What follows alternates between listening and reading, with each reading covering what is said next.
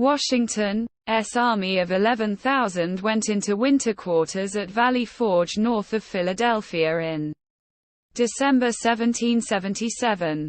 They suffered between 2,000 and 3,000 deaths in the extreme cold over 6 months, mostly from disease and lack of food, clothing, and shelter. Meanwhile, the British were comfortably quartered in Philadelphia, paying for supplies in pounds sterling, while Washington struggled with a devalued American paper currency. The woodlands were soon exhausted of game, and by February, lowered morale and increased desertions ensued. Washington made repeated petitions to the Continental Congress for provisions.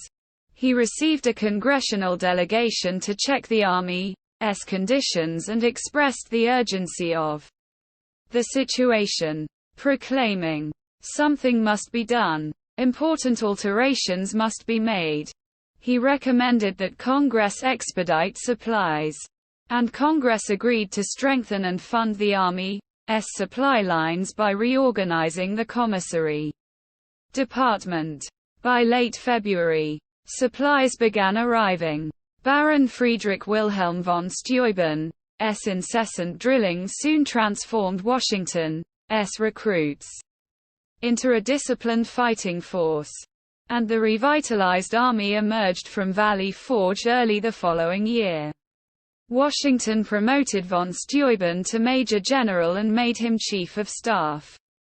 In early 1778, the French responded to Burgoyne's defeat and entered into a treaty of alliance with the Americans. The Continental Congress ratified the treaty in May, which amounted to a French declaration of war against Britain. The British evacuated Philadelphia for New York that June, and Washington summoned a war council of American and French generals. He chose a partial attack on the retreating British at the Battle of Monmouth. The British were commanded by Howe's successor General Henry Clinton. Generals Charles Lee and Lafayette moved with 4,000 men, without Washington's knowledge, and bungled their first attack on June 28. Washington relieved Lee and achieved a draw after an expansive battle.